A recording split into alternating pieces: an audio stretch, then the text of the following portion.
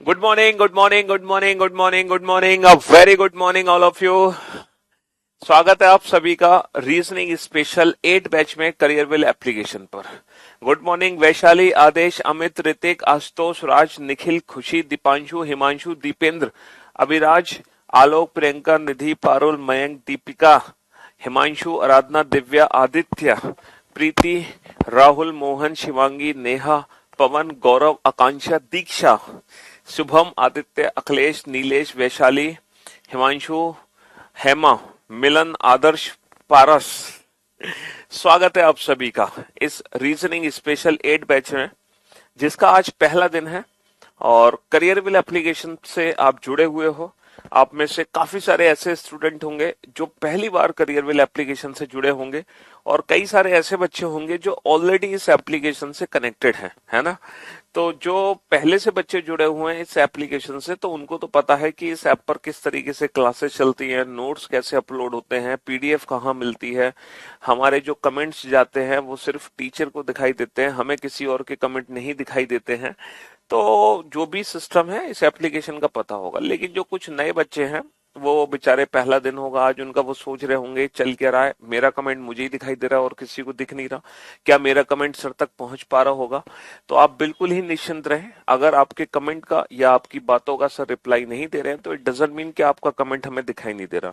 जरूर दिखाई दे रहा है, क्योंकि बहुत सारे कमेंट्स, ठीक है, एक साथ बहुत सारे कमेंट्स आते हैं, तो इतने सारे कमेंट्स का एक साथ रिप्लाई करना बड़ा मुश्किल हो जाता है।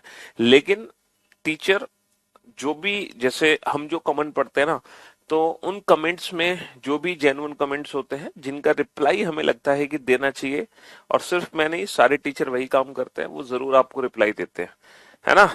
जी हाँ। और थोड़ा सा हम पेशेंस बना के रखते हैं। जब हम ऑनलाइन पढ़ते हैं पहली बार, तो हमारे मन में बहुत सारे डाउट होते हैं कि पता नहीं ऑनलाइन पढ़ पाएंगे कि नहीं पढ़ पाएंगे, कैसे सर हमारे प्रश्नों का उत्तर देंगे, मुझे कोई डाउट आएगा, मैं कहीं फंस गया तो मैं कैसे सर से पूछूंगा, है। तो ये जो आपके मन में ये दुविधाएं हैं, ये जो आपके मन में भ्रम है, आप इन सारे भ्रम को दूर कर दो, इन सारे दुविधाओं को दूर कर दो। क्योंकि इस प्लेटफॉर्म पर जो भी टीचर पढ़ा रहा है उसको कई सालों का एक्सपीरियंस, बहुत टैलेंटेड टीचर है अपने आप में, है, मैं सिर्फ अपनी बात नहीं कर रहा, ठीक है। तो यहाँ पर इस प्लेटफॉर्म पर टीचर के पढ़ाने का तरीका कुछ ऐसा होता है कि वो इस तरीके से आपको पढ़ाता है कि आपके मन में कोई डाउट रह ही नहीं जाता। फिर भी अगर कोई डाउट रहता है तो आप जरूर कमेंट करेंगे, और थोड़ा सा बस पेशेंस बना के रखेंगे तो आपके सारे के सारे जो डाउट्स हैं वो खुद पर खुद अपने आप ही दूर हो जाते हैं, ठीक है। बस अगर हम थोड़ा सा रिलैक्स होकर बैठेंगे, जैसे कोई क्वेश्चन अगर आपको समझाया जा रहा है, कहीं आप फंस रहे हो, तो आप चिंता ना करें, वो क्वेश्चन 2 बार 3 बार 4 बार 5 बार फिर से रिपीट होगा। ऐसा नहीं होगा कि वो क्वेश्चन सिर्फ टीचर एक ही बार आपको बताएगा और आगे बढ़ जाएगा, आपकी बिल्कुल ये गलतफहमी होगी। तो इसीलिए आप बिल्कुल निश्चिंत होकर बैठना, क्योंकि यहाँ पर खड़े टीचर को मालूम है ना, हमें पता है कि अगर हम कोई क्वेश्चन करा रहे हैं तो ऐसा कौन सा क्वेश्चन है जिसको हमें 3 बार समझाना है, ऐसा कौन सा क्वेश्चन है जिसको हमें 4 बार समझाना है, ऐसा कौन सा क्वेश्चन है जिसको हमें एक ही बार समझाना है। क्योंकि यहाँ पर जो एक्सपीरियंस है कई सालों का, कई बच्चे आप जैसे पढ़ चुके हैं ऑलरेडी, है ना। तो मैं ये सब बातें इसलिए बता रहा हूँ क्योंकि आप में से बहुत सारे नए बच्चे होते हैं एकदम, बिल्कुल, कुछ तो 10th क्लास में ही है, कुछ 11th में ही है, कुछ 12th में ही है, कुछ ग्रेजुएशन पास आउट है ना, कुछ पुराने हैं अपने, वो तो खिलाड़ी आदमी है, उनको तो सब मालूम है ना। तो इसीलिए आप बिल्कुल चिल मारे, एकदम रिलैक्स होकर बैठे। सबसे पहले तो अपनी सिटिंग पोजीशन ले लें, है ना। जो भी बच्चा लेट के पढ़ रहा है बेटा बैठ जाए, क्योंकि लेट के पढ़ नहीं सकते हो आप। ये कोई एंटरटेनिंग वीडियो नहीं है, एंटरटेनमेंट नहीं होगा यहाँ पर कि मैं कोई कॉमेडी, स्टैंड अप कॉमेडी आपको करके दिखाऊंगा कि आप लेट कर बस देखे जा रहे हो, है ना। आपको प्रॉपर, है ना, रेस्पेक्ट करनी होगी अपनी पढ़ाई की, ठीक है। जी हाँ, बिल्कुल। भले ही आप बेटा कई बार पहले पढ़ चुके हैं, आपने रिवीजन के लिए बैच लिया है, इससे कोई फर्क नहीं पड़ता। अगर यहाँ पर आप कनेक्ट हुए हैं तो आप पहले अपनी सीटिंग पोजीशन बनाइए, है ना। हालांकि जो हमारी रीजनिंग होती है, रीजनिंग विद पीयूष वार्ष्णेय, वो विदाउट पेन एंड पेपर होती है ना। लेकिन फिर भी आपको एक पेन, एक नोटबुक लेकर बैठना है ना। और अभी आप लोगों के अंदर बहुत सारे, मतलब, कमेंट्स करने की बहुत इच्छा होती है, तो आप धर धर कमेंट किए जाते हैं। लेकिन कमेंट्स करने में ज्यादा समय बर्बाद ना करके चीजों को समझने में और नोट करने में ज्यादा विश्वास रखेंगे, ठीक है। जो बच्चे पहली बार लाइफ में पढ़ रहे हैं रीजनिंग, है ना, वो कोशिश करेंगे जो जो की पॉइंट्स हैं वो की पॉइंट्स खुद पर खुद नोट डाउन करते चले जाएं, है ना।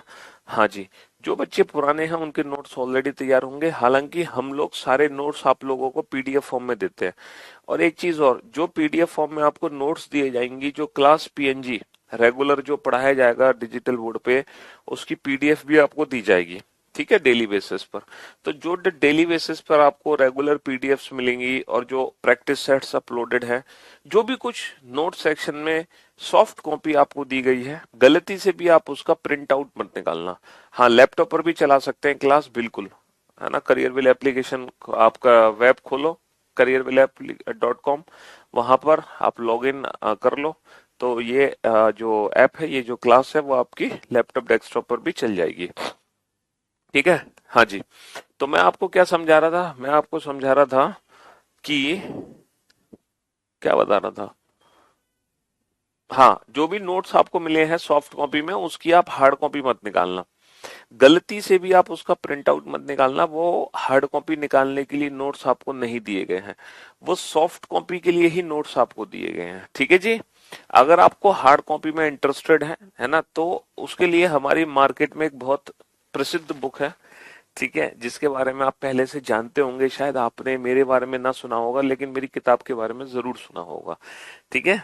हाँ, तो ये बुक है रीजनिंग विद पीयूष वार्ष्णेय, ठीक है, बहुत ही अल्टीमेट शानदार जानदार बुक है, ठीक है। हाँ जी, और ये एक ऐसी बुक है जिसमें रीजनिंग का पूरा कंटेंट आपको मिला है, ठीक है, कंप्लीट थ्योरी आपको दी गई है, उसके साथ साथ फिर आपको प्रैक्टिस क्वेश्चंस दिए गए हैं एक्सरसाइज में, और उनका फुल डिटेल एक्सप्लेनेशन के साथ सोल्यूशन भी दिया गया है, और विद ट्रिक्स के साथ सोल्यूशन दिया गया है। और इस बुक में वो सारी ट्रिक्स हैं जो मैं क्लास में सिखाता हूँ। ऐसा नहीं है कि जो मैं क्लास में आपको सिखा रहा हूँ वो इस बुक में आपको नहीं मिलेगा, हर चीज मिलेगी इस बुक के अंदर। जब आप हमसे रीजनिंग पढ़ेंगे, उसके बाद जब आप इस किताब को पढ़ेंगे ना, तो आपको ऐसी फीलिंग आएगी कि सर मेरे सामने मुझे खड़े होके पढ़ा रहे हैं। तो बहुत शिद्दत और मेहनत से ये किताब बनाई गई है, ठीक है। अगर आप कोई भी बच्चा रीजनिंग की बुक लेगा, है ना, तो सबसे पहले उस बच्चे को इस बुक को लेना पड़ेगा।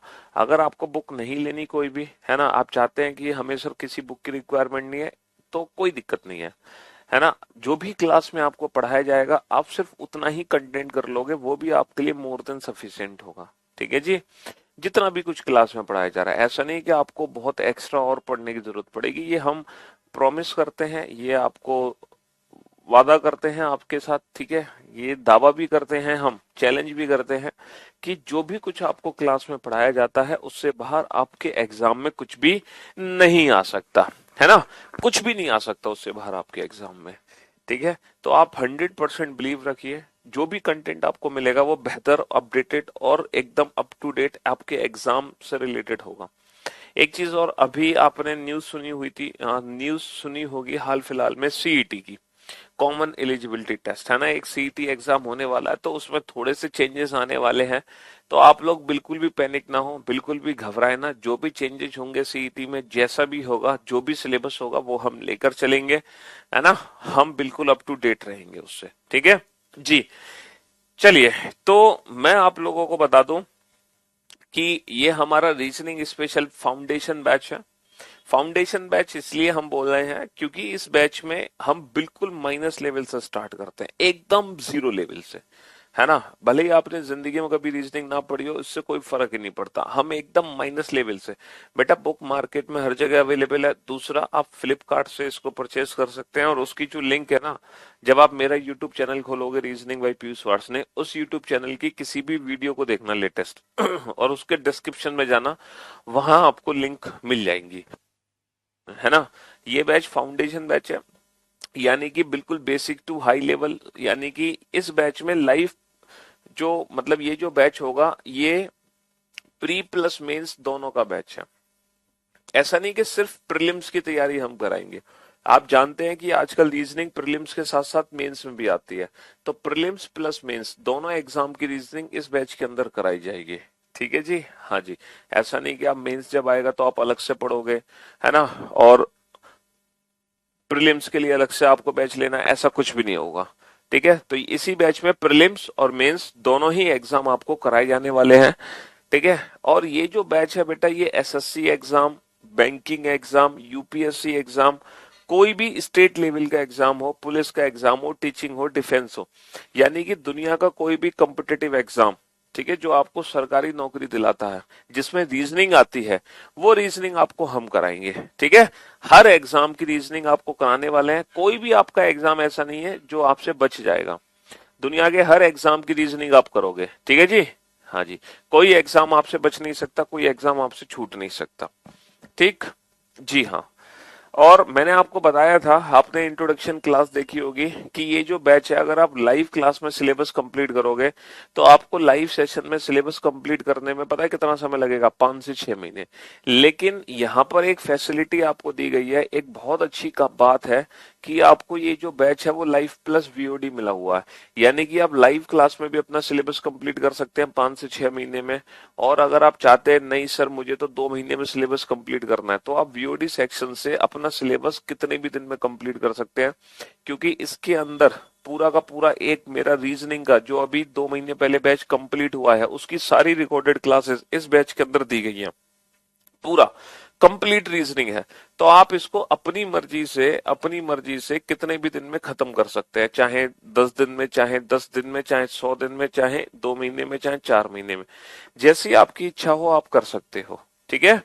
अच्छा, एक चीज और, अगर आप बेटा 11 बजे लाइव नहीं आ पाते हैं और आपको बेटा सिलेबस खत्म करना है लाइव, बट 11 बजे लाइव नहीं आ पा रहे हो, तो आप पूरे दिन में कभी भी लाइव आ जाओ। 7 बजे आ जाओ, 8 बजे आ जाओ, 9 बजे आ जाओ, रात के 10 बजे आ जाओ। और लेकिन बेटा आज की क्लास आप आज ही देखो। तो जब आप रेगुलर डेली बेसिस पर आज की आज क्लास देखोगे ना, तो आपको ऐसी फीलिंग्स ही नहीं आएंगी कि आप रिकॉर्डेड क्लास देख रहे हो। आपको बिल्कुल ऐसा ही लगेगा कि आप, है ना, आप एकदम लाइव पढ़ रहे हो। ठीक है, जी हाँ। देखो, मैं आपको अब सिलेबस के बारे में फटाफट से बता दूं कि आपका सिलेबस एग्जैक्टली क्या है ना। ये आपका रीजनिंग का कंप्लीट सिलेबस है। अगर आप किसी भी एग्जाम की तैयारी कर रहे हो, एक्सेप्ट बैंकिंग, मैं अभी बैंकिंग वाले बच्चों की बात नहीं कर रहा, ठीक है, बैंकिंग एग्जाम को छोड़कर आप दुनिया के किसी भी एग्जाम की तैयारी कर रहे हो, तो आपका ये सिलेबस रहेगा रीजनिंग का, यानी कि इतने सारे चैप्टर्स हैं जो आपको पढ़ने हैं। हालांकि रीजनिंग को हम कई पार्ट्स में डिवाइड कर सकते हैं। कुछ बोलते हैं वर्बल रीजनिंग और नॉन वर्बल रीजनिंग, कुछ बोलते हैं वर्बल रीजनिंग, एनालिटिकल रीजनिंग और नॉन वर्बल रीजनिंग, कुछ बोलते हैं verbal reasoning, logical reasoning, analytical reasoning और नॉन वर्बल रीजनिंग। तो हम कई हिस्सों में तोड़ सकते हैं, लेकिन हम सिर्फ इस रीजनिंग को 2 हिस्सों में तोड़ते हैं। ठीक है, पहला हिस्सा है वर्बल रीजनिंग का, दूसरा हिस्सा है नॉन वर्बल रीजनिंग का। नॉन वर्बल रीजनिंग वो रीजनिंग होती है जिसमें जितने भी क्वेश्चन बनते हैं वो इमेज वाले क्वेश्चन होते हैं। आपने अगर किसी एग्जाम में देखा हो पिक्चर वाले क्वेश्चन, ठीक है, जिसमें इमेज बनी होती है, कोई लैंग्वेज नहीं होती, कोई फॉर्मूला नहीं होता। ठीक है, हाँ जी, क्या बनी होती है? पिक्चर्स बनी होती हैं। तो ये verbal reasoning, non verbal reasoning के अंदर आते हैं। करीबन 10 चैप्टर हैं हमारे जो हमें नॉन वर्बल रीजनिंग में पढ़ने हैं। ठीक है, और बाकी जितने भी चैप्टर हैं वो वर्बल रीजनिंग के अंदर आते हैं। जैसे कि हम बात करें coding, decoding, pair formation, letter series, alphabetical series, word formation, dictionary, ये वो चैप्टर हैं जो कि रिलेटेड टू अल्फाबेट है। अल्फाबेट तो आप समझते हो ना? हाँ जी, ये वो चैप्टर्स हैं जो अल्फाबेट से रिलेटेड है, A to Z, है ना, अंग्रेजी वर्णमाला, ये सारे के सारे टॉपिक्स। अच्छा, कुछ टॉपिक हैं हमारे जो कि सिर्फ और सिर्फ किससे रिलेटेड है? नंबर से रिलेटेड है, नंबर से रिलेटेड है, नंबर सिस्टम। ठीक है, जिसमें नंबर सीरीज हो गया, मिसिंग नंबर हो गया। ये आप लोगों ने अगर कभी रीजनिंग के क्वेश्चन देखे हो तो आपने कोडिंग डिकोडिंग का क्वेश्चन देखा होगा, नंबर सीरीज या मिसिंग नंबर का क्वेश्चन देखा होगा कि 2 नंबर से ये नंबर तैयार हो रहा है, तो इस नंबर से कौन सा नंबर तैयार होगा, है ना। तो ये नंबर्स आपने देखे होंगे। बाकी आपने कुछ टॉपिक के बारे में कभी शायद सुना हो, dice, cube and cuboid, counting figure, blood relation, calendar, clock, direction, distance, है ना, स्लॉक्स, रैंकिंग, सिटिंग अरेंजमेंट, ये सारे टॉपिक्स हैं जो हमें पढ़ने हैं। अच्छा, इसमें ये जो टॉपिक्स है ना, ये स्टेटमेंट्स वाले टॉपिक हैं। Argument, assumption, conclusion, course of action, cause and effect, decision making, data sufficiency. ये जो चैप्टर्स हैं ये कथन से रिलेटेड चैप्टर्स हैं, स्टेटमेंट से रिलेटेड चैप्टर्स हैं, जिसको हम एनालिटिकल रीजनिंग बोल सकते हैं, एनालिटिकल या क्रिटिकल रीजनिंग जिसको हम कह सकते हैं। ठीक है, हाँ जी, यहाँ पर हमें अपना, है ना, हमें अपना IQ, अपना कॉमन सेंस यूज करना होता है। ठीक है, इनकी भी अप्रोचेस होती हैं।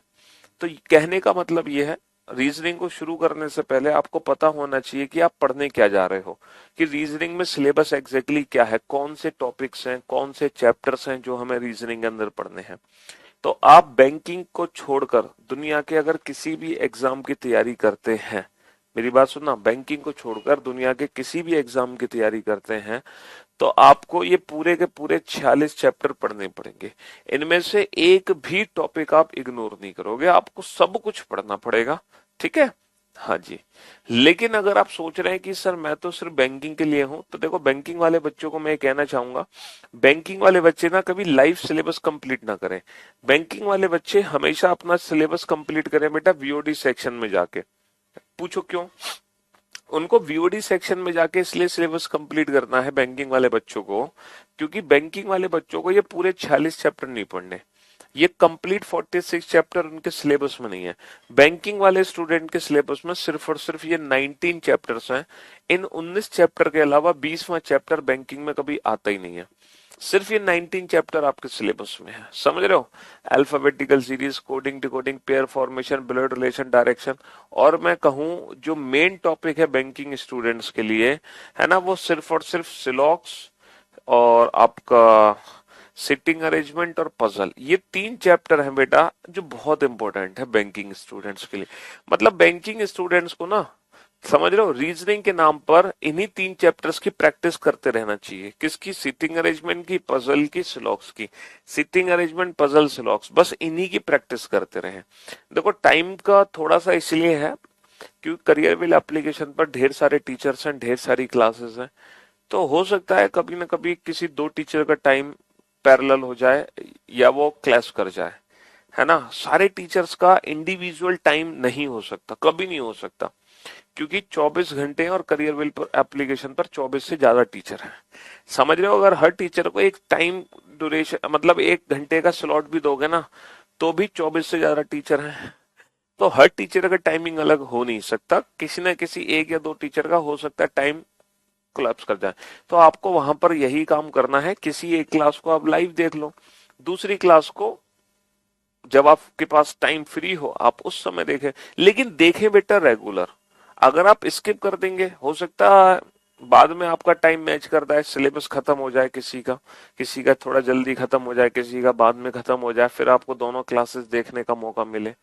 ठीक है, हाँ जी, ये टाइम इधर उधर हो तो आपको दोनों क्लासेस देखने का मौका मिले। चलिए, ये तो एक छोटी सी प्रॉब्लम है। बुक के बारे में मैंने बताया था कि एक ही बुक है मार्केट में। ठीक है, ये वाली बुक है, इसके बारे में मैं बता चुका हूँ, बाकी हम इसके बारे में और कल बताएंगे फुल डिटेल में। ठीक है, हाँ जी। तो मैं आपको बता रहा था बैंकिंग वाले बच्चों को ना इन 3 चैप्टर्स की ढेर सारी प्रैक्टिस करनी होती है, सिटिंग अरेंजमेंट, पजल और सिलॉक्स। सिटिंग अरेंजमेंट, पजल, सिलॉक्स, ये खतरनाक तरीके से हमारे एग्जाम में बैंकिंग में पूछे जाते हैं। ठीक है जी, हाँ, यूपीएससी का बिल्कुल सिलेबस कवर किया जाएगा। जो सीसेट वाले बच्चे हैं, जो civil services aptitude test, GS paper 2 जो होता है हमारा, जीएस पेपर 2, ठीक है, वो वाले बच्चों को भी ना ये सारे चैप्टर कंप्लीट करने हैं, 46 चैप्टर। मैंने बोला एक्सेप्ट बैंकिंग स्टूडेंट्स, अगर आप किसी भी एग्जाम के लिए हो तो आपको पूरे 46 चैप्टर पढ़ने हैं। और देखो मैं तो अब सजेशन ये दूंगा कि बैंकिंग वाले बच्चे भी ना ये पूरे 46 चैप्टर पढ़ लें। पूछो क्यों? क्योंकि अगर सीईटी आया नेक्स्ट ईयर, अगर अगली साल सीईटी आया तो आपको पूरा ही सिलेबस करना पड़ेगा, समझ रहे हो? तो अब हर बच्चे को पूरा चैप्टर करना है, हर बच्चे को। हाँ जी सर, ओनली बैंकिंग एग्जाम में 19 चैप्टर है। जी हाँ, बाकी दुनिया के हर एग्जाम में बेटा ये पूरी रीजनिंग आपको पढ़नी है, समझ रहे हो? दुनिया का कोई भी पेपर अगर आप दे रहे हो, कोई स्टेट लेवल का एग्जाम है ना, कोई प्राइवेट जॉब का एग्जाम है, ठीक है, पुलिस का एग्जाम है, रेलवे का एग्जाम है, टीचिंग का पेपर है, डिफेंस का पेपर है, समझ रहे हो, यूपीएससी का कोई पेपर है, एसएससी का कोई पेपर है, आप हर पेपर को अगर देने जा रहे हैं तो आपको ये पूरा सिलेबस करना पड़ेगा। लेकिन अगर आप बैंक का पेपर देने जा रहे हो तो सिर्फ इतना पढ़ के जाना पड़ेगा और कुछ नहीं करना आपको। अच्छा, आप में से अगर कुछ बच्चे हैं, ठीक है, आप में से कुछ बच्चे ऐसे हैं, बैंकिंग में बेटा सिलेबस ही क्या कवर ना होने के पीछे, बैंकिंग में 3 चैप्टर होते हैं, सिटिंग अरेंजमेंट, पजल और सिलॉक्स। इन 3 चैप्टर की आप प्रैक्टिस करते रहो, है ना। जो इन 3 चैप्टर की क्लासेस पढ़ी है आप अगर वीओडी सेक्शन में जाओगे तो करीबन 8 या 10 क्लासेस मैंने ले रखी हैं पजल की, सीटिंग अरेंजमेंट की।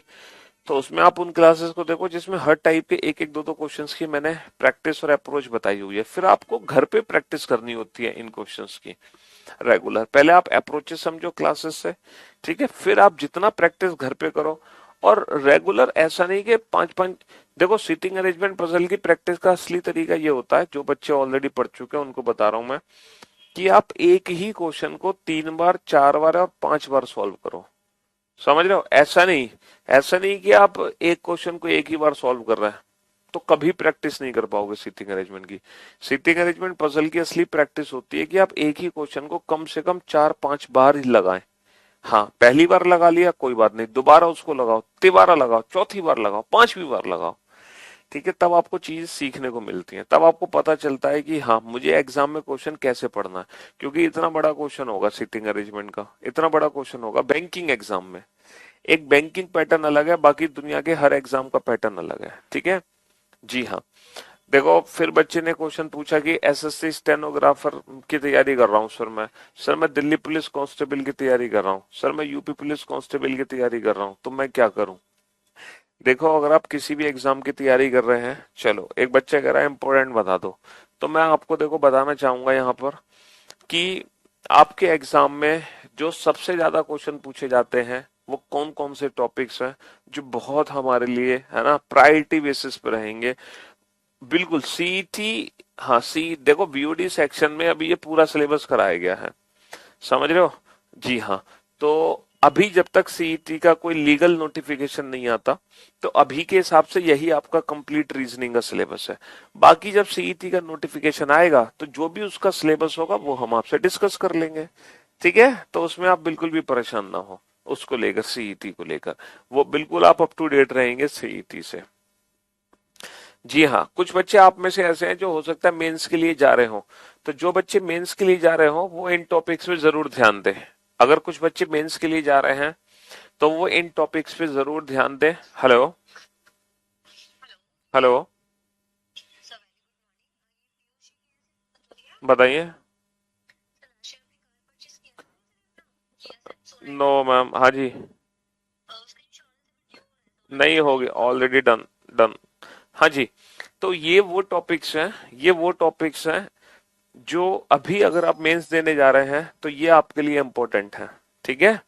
जी हाँ, ये सीजीएल मेंस की बात में अगर आप करूं, अगर आप सीजीएल मेंस 2023 का एग्जाम देने जा रहे हैं तो इन टॉपिक्स पे जरूर ध्यान दें, ठीक है। मैंने नंबर ऑफ क्वेश्चंस भी लिखे हुए हैं सीजीएल मेंस के लिए कि इस टॉपिक में से इतने क्वेश्चन आने हैं, तो आप इस चीज पे ध्यान दें, ठीक है। जी हाँ, तो ये सीजीएल मेंस वाले बच्चों का इस साल के लिए मैंने सिलेबस निकाला है कि जो बच्चे हैं जो इम्पोर्टेंट चैप्टर्स पढ़ना चाहते हैं वो इसमें से इम्पोर्टेंट चैप्टर्स कर सकते हैं, ठीक है। चलिए साहब, तो बहुत सारी बातें हो गई, ढेर सारी बातें हो गई, और ये इसीलिए बातें की गई हैं आज क्योंकि आपके मन में जो भी दुविधाएं होती हैं, जो भी डाउट्स होते हैं, उन सब के रिप्लाई आपको मिल जाते हैं। लेकिन कल से इतनी सारी बातें नहीं होंगी, ठीक है। अब आपको सारी बातें पता चल चुकी हैं, अब हम स्टार्ट करने जा रहे हैं रीजनिंग, ठीक है। जी हाँ, तो सबसे पहले जो हम शुरू करते हैं रीजनिंग में, ठीक है, सबसे पहले जो हम रीजनिंग में शुरू करते हैं वो अल्फाबेट वाले क्वेश्चंस हैं। क्योंकि ये जो अल्फाबेट और जो नंबर सिस्टम है ना, ये रीजनिंग का एक बहुत बड़ा पार्ट है। ये समझ लो 50% हिस्सा रीजनिंग का अल्फाबेट और नंबर है। रीजनिंग में अगर 25 क्वेश्चन है तो 10-12 क्वेश्चन आपको अल्फाबेट और नंबर से मिलेंगे, समझ रहे हो। अगर 30 क्वेश्चन आ रहे हैं तो 10 से 12 क्वेश्चन आपको कहां से मिलेंगे? सिर्फ अल्फाबेट और नंबर से रिलेटेड मिलेंगे, नंबर से रिलेटेड मिलेंगे, समझ रहे हो। जी हाँ, तो अल्फाबेट और नंबर हमारे लिए बहुत इंपॉर्टेंट है। अच्छा एक बात बताओ, आपने बैच ज्वाइन क्यों किया है? आपने ये जो बैच है ये ज्वाइन क्यों किया है? रीजनिंग सीखने के लिए? क्यों भाई? अगर सिर्फ रीजनिंग सीखने के लिए ज्वाइन किया है तो सीख तो बेटा हम किसी भी बुक को पढ़ के सकते थे। अगर हम किसी किताब को पढ़ेंगे तो हम उससे भी रीजनिंग सीख सकते हैं, है ना। अगर आप मेरी बुक परचेज कर लोगे तो आप पूरी रीजनिंग सीख जाओगे, ठीक है। जी हाँ, तो बेसिकली हमने बैच ज्वाइन किया है रीजनिंग सीखने के लिए, लेकिन सीख तो हम कहीं भी सकते हैं, लेकिन जब हम किसी टीचर से पढ़ते हैं, टीचर से सीखते हैं, तो चीजें हमें अच्छी तरीके से समझ आती हैं, जो भी डाउट्स हमारे होते हैं वो भी दूर हो जाती हैं, और बेसिकली हमें ये पता चलता है कि हमें किस तरीके से एग्जाम में क्वेश्चन को हैंडल करना है, किस तरीके से हमें क्वेश्चन को अटेम्प्ट करना है एग्जाम में, ताकि हम अपने क्वेश्चन को चुटकी बजाते ही सॉल्व करते हैं। मतलब बेसिकली यहाँ पर आप मौजूद हैं तो सिर्फ किस लिए, अपनी स्पीड को इम्प्रूव करने के लिए। आप अपने क्वेश्चंस को कुछ ही सेकंड्स में सॉल्व करना चाहते हैं, इसीलिए यहाँ पर प्रेजेंट है। क्योंकि जब तक आप क्वेश्चंस को बेटा सेकंड्स में नहीं उड़ाओगे, है ना, जब तक आपकी स्पीड नहीं होगी, तब तक आपके सिलेक्शन की उम्मीद बहुत कम होगी। आप क्वेश्चन सॉल्व करना चाहते हो, देखो मैं आपको ये बता दूं कि जितने भी कॉम्पिटिटिव एग्जाम होते हैं ना, उन एग्जाम्स का पता लेवल क्या है। जैसे सीजीएल का फॉर्म हम कब भरते हैं, सीजीएल का फॉर्म भरते हैं, सर आपका नाम बहुत सुना था इसलिए देखो सीजीएल का फॉर्म कब भरते हैं, सीजीएल का फॉर्म हम भरते हैं जब हमारी ग्रेजुएशन कंप्लीट हो जाती है ना, क्योंकि वो कंबाइंड ग्रेजुएट लेवल का एग्जाम होता है। आफ्टर ग्रेजुएशन हम सीजीएल का फॉर्म भरते हैं, जिसके बाद हम इंस्पेक्टर बनते हैं, एक्साइज इंस्पेक्टर, एग्जामिनर, समझ रहे हो, और बहुत अच्छी अच्छी पोस्ट हमें मिलती हैं, ठीक। लेकिन इसका मतलब ये नहीं है कि ग्रेजुएशन वाले जो फॉर्म भरे जा रहे हैं, ग्रेजुएशन कंप्लीट करने के बाद जो फॉर्म भरे जा रहे हैं, उन एग्जाम में जो क्वेश्चंस पूछे जाएंगे वो ग्रेजुएशन लेवल के होंगे, ऐसा बिल्कुल भी नहीं है। दुनिया का हर पेपर, है ना, हर कॉम्पिटिटिव एग्जाम, चाहे मैं किसी भी एग्जाम की बात करूं, आपको पता है उसका लेवल क्या है, उसका लेवल होता है 10th क्लास। 10th क्लास तक जो भी कुछ हमने पढ़ा होता है, जिस लेवल के हमने क्वेश्चन किए होते हैं, वही लेवल के क्वेश्चन हमारे एग्जाम में पूछे जाते हैं। चाहे मैं बात करूं बेटा रीजनिंग की, चाहे मैं बात करूं मैथ्स की, चाहे मैं बात करूं इंग्लिश की, चाहे मैं बात करूं जीएस की, मतलब मैं किसी भी सब्जेक्ट की बात करूं, हर सब्जेक्ट का जो लेवल है वो 10th क्लास का लेवल है। 10th क्लास तक की ही मैथ्स आती है, 10th क्लास तक की ही इंग्लिश है, जीएस है और रीजनिंग है। क्यों सर, ऐसा क्यों? देखो ऐसा इसलिए है कि हम जो फॉर्म भरते हैं वो फॉर्म हर बच्चे के लिए होता है, medical student, non medical student, है ना, हर बच्चे के लिए है कि नहीं है। चाहे आपके पास साइंस साइड हो, चाहे आपके पास बायोलॉजी हो, चाहे आपके पास क्या कहते हैं कॉमर्स हो, हर बच्चा बेटा इन फॉर्म को फिल करता है, समझ रहे हो। लेकिन 10th क्लास तक हर बच्चे का सिलेबस कॉमन होता है, मतलब हर बच्चे का सिलेबस 10th क्लास तक सेम होता है। 10th क्लास के बाद हमारा सिलेबस अलग अलग हो जाता है, साइंस साइड वाले कुछ और पढ़ते हैं, आर्ट साइड वाले कुछ और पढ़ते हैं, कॉमर्स साइड वाले कुछ और पढ़ते हैं, है ना। आफ्टर 10th क्लास हमारा सिलेबस हो जाता है डिफरेंट। इसीलिए हर कॉम्पिटिटिव एग्जाम में जो भी क्वेश्चंस पूछे जाते हैं वो अप टू 10th लेवल के पूछे जाते हैं। क्यों? क्योंकि 10th लेवल तक हर बच्चे ने एक जैसी पढ़ाई करी होती है, हर बच्चे ने एक जैसा पढ़ा होता है। इसीलिए जो हमारे एग्जाम में क्वेश्चंस आते हैं, हमारे यूपीएससी में सीईटी लागू नहीं हो रहा, हमारे एग्जाम में जो क्वेश्चंस आते हैं वो बहुत बेसिक क्वेश्चंस होते हैं, बहुत बेसिक क्वेश्चंस। आप अगर एग्जाम के क्वेश्चन उठा के देखोगे ना, आपको लगेगा सर इतना आसान क्वेश्चन, इतना बेसिक क्वेश्चन। लेकिन उन बेसिक क्वेश्चन को हम अगर बेसिक मेथड से सॉल्व करेंगे, अगर बेसिक मेथड अप्लाई करेंगे उन क्वेश्चंस के लिए, तो हम जिंदगी में सिलेक्शन नहीं ले पाएंगे। हमें उन क्वेश्चंस को सॉल्व करना होता है एक बेहतरीन ट्रिक्स के साथ, एक अप्रोच के साथ, है ना, ताकि हम अपने क्वेश्चन को सेकंड्स में उड़ा दें, इवन विदाउट पेन उड़ा दें, विदाउट पेन, तब जाके हमारा सिलेक्शन होगा। तो हमें बेसिक मेथड के साथ साथ, बेसिक अप्रोचेस के साथ साथ ना ट्रिक्स और अप्रोचेस पता होनी चाहिए, जिसके लिए हम यहाँ पे मौजूद हैं। तो यहाँ पर आपको बेस्ट अप्रोच, बेस्ट ट्रिक दी जाएगी, कंसेप्ट भी समझाए जाएंगे, उसके साथ साथ tricks and approaches, then after उसकी प्रैक्टिस आपको कराई जाएगी। मैं लाइव क्लास में ही इतनी प्रैक्टिस कराता हूं कि आपको अलग से प्रैक्टिस करने की जरूरत ही ना पड़े, बिल्कुल जरूरत ना पड़े, है ना। जी हाँ, तो जो अल्फाबेट है उससे रिलेटेड जो चैप्टर्स हैं, सबसे पहले हम यही स्टार्ट करते हैं अपने हर बैच में। इसके पीछे का कारण है, ये रीजनिंग का एक बहुत बड़ा पार्ट है, एक बहुत बड़ा हिस्सा है रीजनिंग का, जिसके अंदर कई चैप्टर्स बनते हैं। सबसे जो इंपॉर्टेंट चैप्टर इसके अंदर बनता है वो बनता है कोडिंग डिकोडिंग। कोडिंग डिकोडिंग से रिलेटेड कम से कम 5-6 क्वेश्चन हमारे एग्जाम में पूछे ही जाते हैं। अब देखो अल्फाबेट से रिलेटेड अगर आप किसी भी क्वेश्चन को चुटकियों में सॉल्व करना चाहते हो, किसी भी क्वेश्चन को सेकंड्स में सॉल्व करना चाहते हो, तो आपको एक चीज के बारे में पता होना जरूर चाहिए, है ना। पता है क्या? आपको अल्फाबेट की जानकारी होनी चाहिए। जो अंग्रेजी वर्णमाला में अक्षर हैं, कितने अक्षर हैं बेटा? 26 अक्षर हैं। इन अक्षर की जानकारी आपको होनी चाहिए कि कौन सा अक्षर कितने स्थान पर आता है। आपको हर लेटर की पोजीशन पता होनी चाहिए, है ना। जब तक आपको लेटर की, बेटा सीईटी सब ध्यान में रखेंगे, आप चिंता मत करो, ठीक है। ऐसा नहीं है कि आपको सीईटी के लिए अलग से बैच लॉन्च करके लेके आएंगे हम। एक बार नोटिफिकेशन आने दो, आप एकदम अप टू डेट हो जाओगे रिगार्डिंग सीईटी। तो अल्फाबेट की प्लेस वैल्यू आपको पता होनी चाहिए। अगर आपको प्लेस वैल्यू नहीं पता तो आप एग्जाम में क्वेश्चन तो बना पा रहे होगे, लेकिन टाइम वेस्ट होने के बाद, और फिर उस क्वेश्चन को सॉल्व करने का कोई फायदा नहीं है। मैं एक छोटा सा एग्जांपल आपको देना चाहूंगा, अभी आप समझ जाओगे कि सर अल्फाबेट की प्लेस वैल्यू क्यों पता होनी चाहिए। ये प्लेस वैल्यू पता होना क्यों बहुत जरूरी है, क्यों जरूरी है। देखो, हमारे जो अल्फाबेट होते हैं ABCD टू XYZ, टोटल कितने अल्फाबेट होते हैं? टोटल 26 अल्फाबेट होते हैं। ये पहला लेटर है, ये दूसरा लेटर है, ये तीसरा लेटर है, ये 24वां अक्षर है, ये 25वां अक्षर है, ये 26वां अक्षर है, ठीक है जी। अब मैं आपको बताता हूं अल्फाबेट की प्लेस की वैल्यू क्यों पता होनी चाहिए। देखो, अगर मैं टी को ओ लिखता हूं, अगर टी को ओ लिखा जाए, तब तब तब डब्लू को क्या लिखेंगे?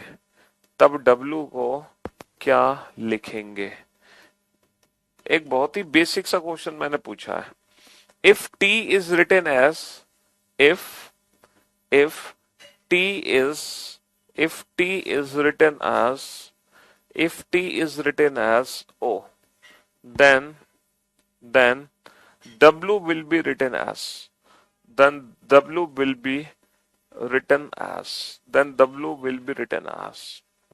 अब ये एक बहुत बेसिक सा क्वेश्चन है ना, बहुत बेसिक सा क्वेश्चन है। हाँ जी, यदि t को o लिखा जाए तब w को क्या लिखेंगे? If t is written as o, then w will be written as what? अब आपको अल्फाबेट की प्लेस की वैल्यू नहीं पता, आपने सोचा मैं t को o लिख रहा हूं। सर t को o लिख रहा हूं यानी कि मैं कर क्या रहा हूं? सर मैं OPQRST, यानी कि मैं इसमें कितना जोड़ रहा हूं? o के बाद कितना जोड़ रहा हूं? PQRST, मैं कितना जोड़ रहा हूं? मैं इसमें 5 जोड़ रहा हूं, है ना। मैं ओ में 5 जोड़ रहा हूं, यानी कि मैं टी को जब ओ में कन्वर्ट कर रहा हूं,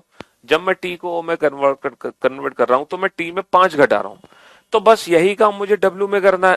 तो डब्ल्यू में मुझे कितना घटाना है? डब्ल्यू में मुझे 5 घटाना है। अब डब्ल्यू में मैं 5 घटाऊंगा तो डब्ल्यू में 1 घटाऊंगा वी में 1 कम घटाऊंगा यू में 1 घटाऊंगा टी में 1 घटाऊंगा एस, फिर आर। तो मेरा आंसर क्या आएगा? आर आएगा। तो आपने इस क्वेश्चन का आंसर दिया।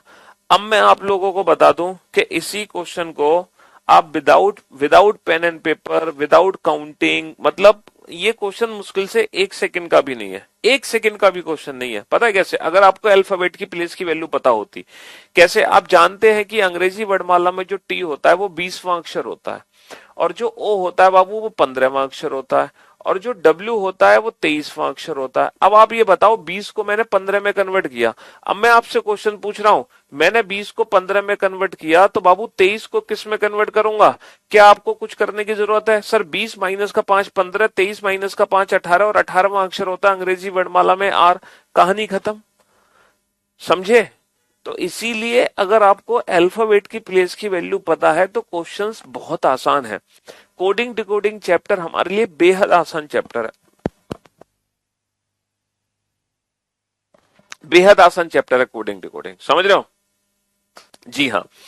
तो इसीलिए अल्फाबेट की प्लेस की वैल्यू आपको पता होना बहुत जरूरी है। अब इसकी प्रैक्टिस कैसे करें? देखो, अभी तो मैं आपको अल्फाबेट की प्लेस की वैल्यू की बता रहा हूं। जब आप मैथ्स पढ़ोगे ना तो आपको मैथ्स में ना टेबल्स की प्रैक्टिस करनी पड़ेगी। टेबल्स, स्क्वायर्स और क्यूब्स, आपको इसकी भी प्रैक्टिस करनी होगी। अगर आपको बेटा पहाड़े याद नहीं है, ये समझ लो, अगर आपको पहाड़े याद नहीं है तो बहुत मुश्किल है बेटा मैथ्स बनाना। मैथ्स के क्वेश्चन बनाने के लिए पहाड़े याद होना बहुत जरूरी है। जी हाँ, आप सोच रहे हैं कि सर मैं इंस्पेक्टर बनने आया हूं, एग्जामिनर बनने आया हूं, तो क्या सर मैं पहाड़े याद करूंगा? करने पड़ेंगे। ये बेसिक चीजें आपको करनी पड़ेंगी। अगर आप ये बेसिक चीजें नहीं करते हो तो आपकी स्पीड कभी नहीं बढ़ पाएगी। अगर आप अपनी स्पीड को इंप्रूव करना चाहते हैं तो आपको ये बेसिक चीजें करनी ही पड़ेंगी। तो आपको एबीसीडी पढ़नी ही पड़ेगी। आज आपको अपना बचपन दोहराना पड़ेगा। बचपन में सबसे पहले आपने क्या सीखी था? एबीसीडी। आज दोबारा से आप एबीसीडी सीखोगे। ठीक है, आपको अपना बचपन दोहराना पड़ेगा अगर आप अपना स्पीड इंप्रूव करना चाहते हैं। भले ही आप कितने भी इंटेलिजेंट क्यों ना हो, अपने गोल्ड मेडलिस्ट क्यों ना रहे हो अपने कॉलेज के, इससे फर्क नहीं पड़ता। यहाँ पर सिलेक्शन बेटा गोल्ड मेडलिस्ट का नहीं होता। यहाँ पर सिलेक्शन सिर्फ उस बच्चे का होता है जो मेहनती है, जो मेहनत करता है। किस पर? अप्रोचेस पर, क्वेश्चंस पर। ठीक है, सिलेक्शन उसी का होना, याद रखना। ठीक है, आप अपने ईगो को साइड में कर देना कि मैं पहाड़े क्यों याद करूंगा, मैं सर एबीसीडी क्यों पढ़ूंगा। अगर आप ऐसा सोचोगे तो सिलेक्शन बड़ा मुश्किल हो जाएगा। तो आपको ये एबीसीडी याद करनी पड़ेंगी। आपको पता लगाना पड़ेगा कौन सा लेटर किस प्लेस पर है। याद करवाने में मैं आपकी मदद करूंगा। ठीक है, हाँ जी, याद करवाने में मैं आपकी हेल्प करूंगा कि आपको इनको याद कैसे करना है। देखो, एबीसीडी को याद कैसे करना है, इसका एक बेसिक फंडा है। ठीक है, याद देखो कुछ नहीं करना होता, हर चीज की प्रैक्टिस होती है, प्रैक्टिस। ठीक है, लर्न कुछ नहीं होता है ना, हम कहते हैं ना इसको याद कर लो, याद व्याद कुछ नहीं होता। हर चीज की क्या होती है दुनिया में? हर चीज की प्रैक्टिस होती है। प्रैक्टिस से ही सारी चीजें अपने आप लर्न हो जाती हैं। अगर आप लर्न करोगे तो कुछ नहीं होगा, प्रैक्टिस करोगे तो चीजें अपने आप लर्न हो जाएंगी। ठीक है, हाँ जी। तो मेरे दोस्त, मेरे भाई, ये ए जो है पहला लेटर है और जेड जो है 26 लेटर है। यहां से लेकर यहां तक हर लेटर की पोजीशन आपको पता होनी चाहिए। एक वर्ड होता है इजोटी, एक वर्ड होता है इजोटी, इसमें 5 लेटर हैं। आप लोग अपनी नोटबुक पे इस वर्ड को लिख लो, इजोटी को, EJOTY। ये जो ई लेटर है ना, अंग्रेजी वर्णमाला में ये 5वें स्थान पर आता है। आता है कि नहीं आता? ABCDE। देखो, ये दूसरा है, ये तीसरा है, ये चौथा है, ये 5वां है। तो ई लेटर का स्थान जो है वो 5वां है और हर लेटर की पोजीशन में ना 5-5 का डिफरेंस है। ठीक है, 5-5 लेटर का डिफरेंस है। 5, 10, 15, 20, 25। तो अंग्रेजी वर्णमाला में ई 5वां स्थान रखता है, जे 10वां स्थान रखता है, जे 10वां स्थान, ओ 15वां स्थान, टी 20वां स्थान और वाई देखो, वाई रखता है 25वां स्थान। अब ये जो 5 लेटर हैं, इन 5 लेटर की मदद से आप पूरे 26 लेटर का प्लेस पता लगा सकते हैं। पूरे 26 लेटर का, चाहे कोई भी लेटर क्यों ना हो। कैसे पता लगा सकते हैं? देखो, मैं एक लेटर बोर्ड पे लिखूंगा, वो इन 5 में से नहीं है, लेकिन आपको ये देखना है कि वो लेटर इन 5 लेटर में से किस लेटर के सबसे नजदीक आता है। सोच कर देखो, एन लेटर किस लेटर के सबसे नजदीक आ रहा है? एन किस लेटर के सबसे नजदीक आ रहा है? सर, जो लेटर एन है वो ओ के सबसे नजदीक आ रहा है, एन ओ। अब ओ का प्लेस 15 है, तो 15 से पहले क्या आता है बाबू? 14 आता है। सोचो, वी लेटर किसके सबसे नजदीक आ रहा है? वी लेटर किसके सबसे नजदीक आ रहा है? Sir, TUV, TUV। अब टी का प्लेस 20 है, तो 20, 21, 22 है ना। इस तरीके से हम किसी भी लेटर का प्लेस आइडेंटिफाई कर सकते हैं। कुछ मैं लेटर्स बोर्ड पे लिखूंगा, आप लोग इनका प्लेस पता लगाने की कोशिश करना। ठीक है, मैं कुछ लेटर बोर्ड पे लिख रहा हूं, आप लोग इनका प्लेस पता लगाने की कोशिश करो इजोटी से। ठीक है, इजोटी से इनका प्लेस कैसे हम पता लगा सकते हैं, ये पता लगाने की कोशिश करो। ठीक है, हाँ जी, कैसे हम इन लेटर्स का प्लेस पता लगा सकते हैं, एक बार कोशिश करो, कोशिश करो इजोटी से।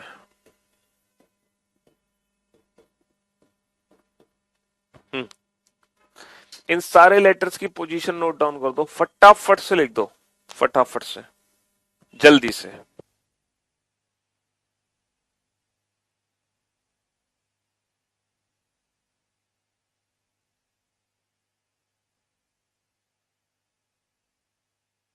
हाँ जी, सीईटी क्या है और क्या इसको स्टूडेंट को फायदा है या नुकसान? हाँ जी,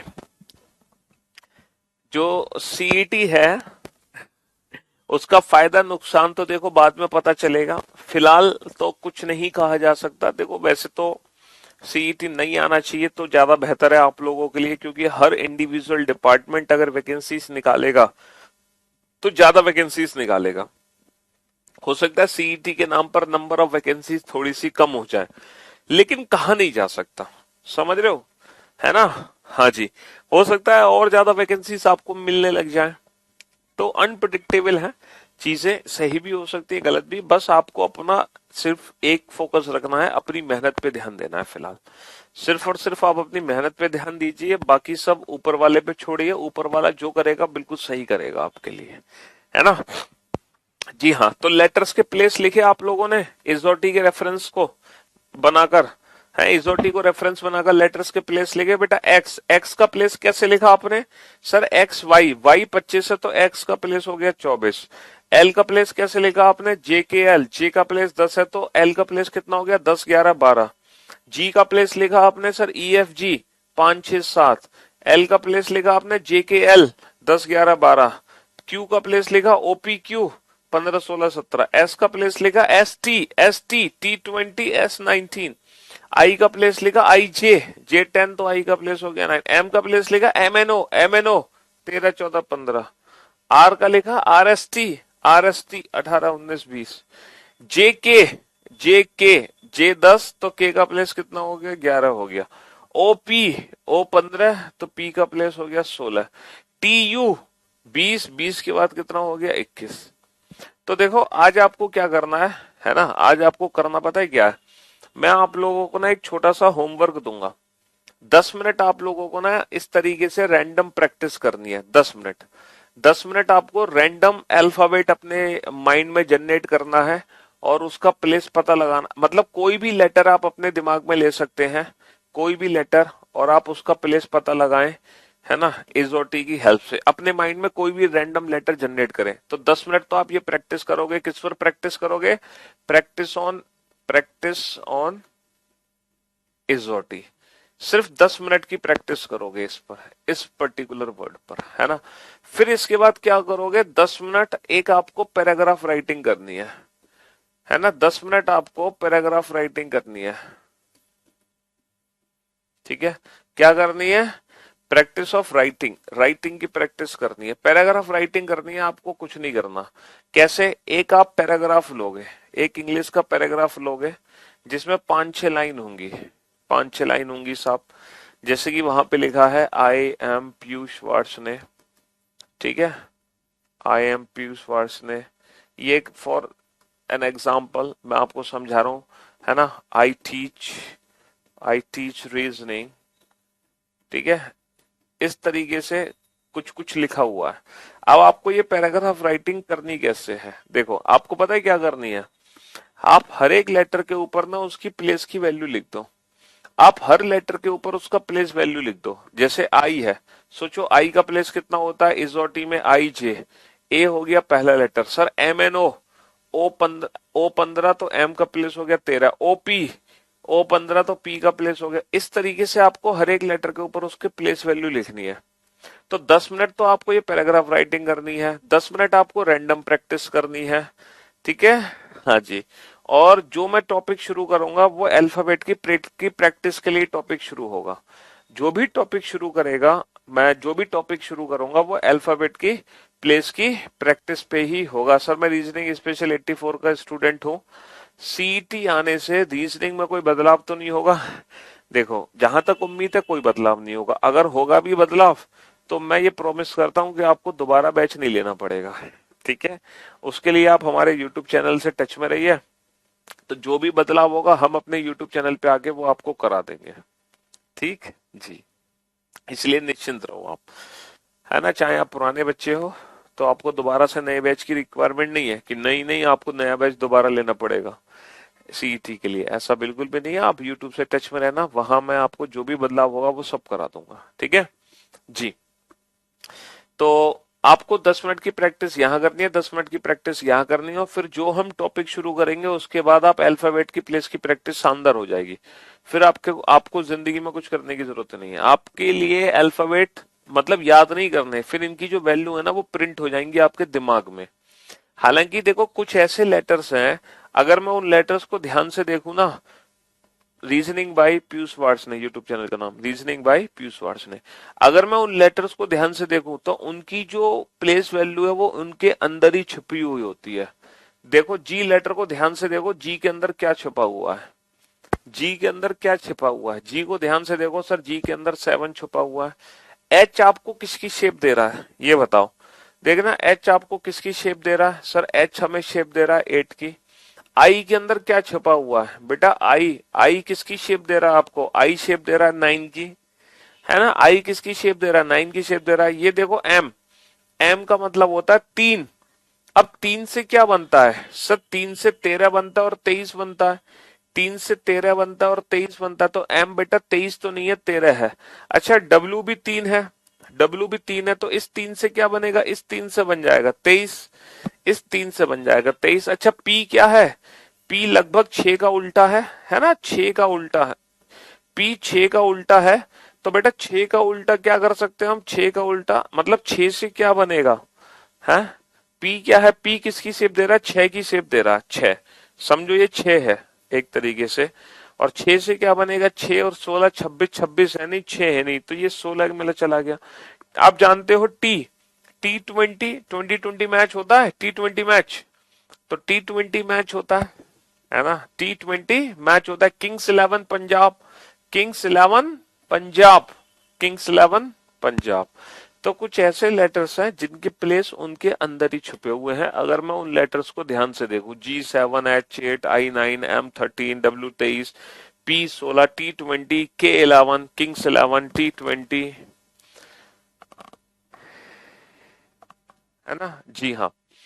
तो बाकी जो मैं हम चैप्टर शुरू करेंगे अल्फाबेटिकल सीरीज, देखो हम जो टॉपिक शुरू करेंगे उस टॉपिक का नाम होगा, सबसे पहला जो चैप्टर हम रीजनिंग में स्टार्ट करने जा रहे हैं उस टॉपिक का नाम है अल्फाबेटिकल सीरीज। और अल्फाबेटिकल सीरीज चैप्टर को शुरू करने का मुख्य कारण ही है कि हमें अल्फाबेट के प्लेस की प्रैक्टिस बहुत अच्छे से हो जाए, है ना। हम ये जो टॉपिक शुरू करने जा रहे हैं अल्फाबेटिकल सीरीज, वो इसीलिए ताकि जब हम कोडिंग डिकोडिंग चैप्टर को पढ़ें तो उन कोडिंग डिकोडिंग चैप्टर को हम बड़े प्यार से सॉल्व कर सकें, ठीक है। हाँ जी,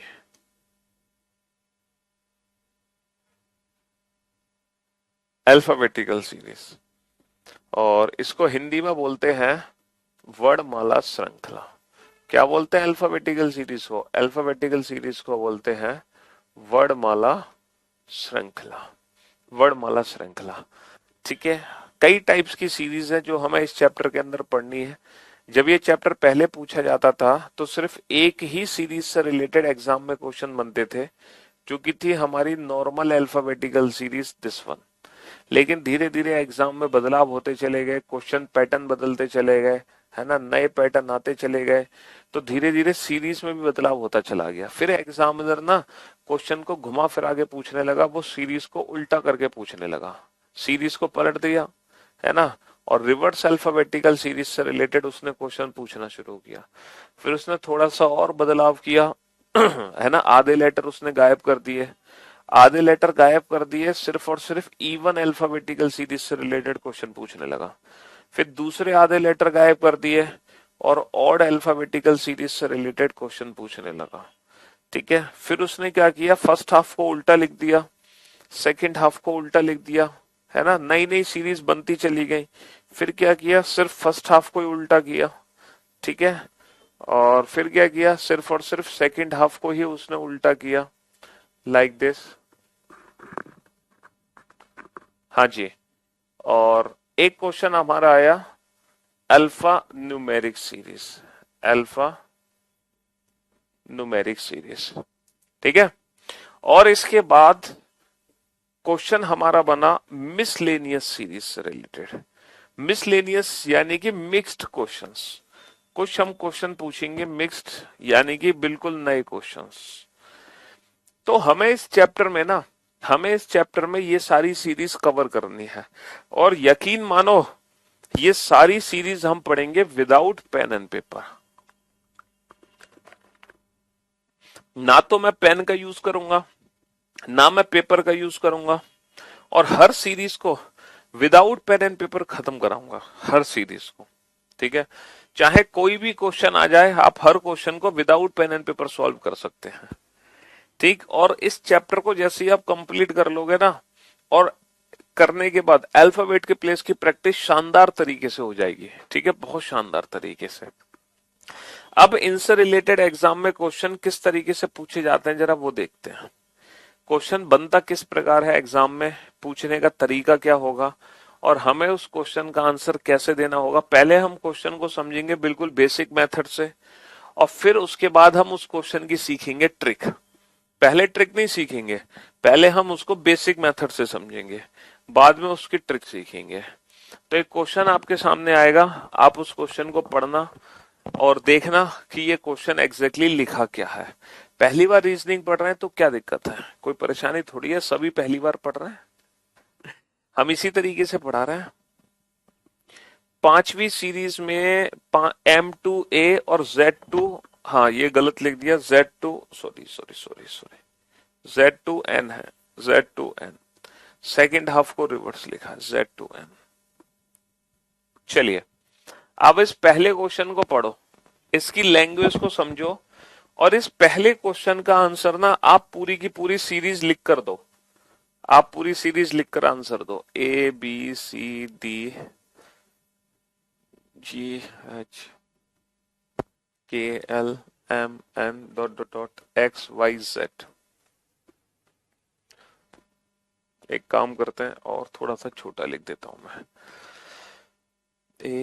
ABCDEFGHIJKLMNOPQRSTUVWXYZ। अब सही है, अब आप क्वेश्चन को सॉल्व करो।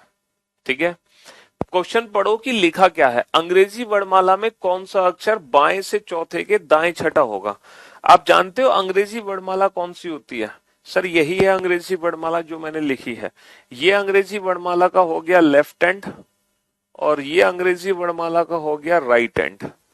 ठीक है, अगर मैं पूछूं बाएं से तो ये हो गया अंग्रेजी वर्णमाला का बायां छोर और ये हो गया अंग्रेजी वर्णमाला का दायां छोर। चलिए पहले हम इस क्वेश्चन को बिल्कुल बेसिक मेथड से समझेंगे, एकदम बेसिक मेथड से। अंग्रेजी वर्णमाला में कौन सा अक्षर बाएं से चौथे के दाएं छठा होगा, बाएं से चौथे के दाएं छठा।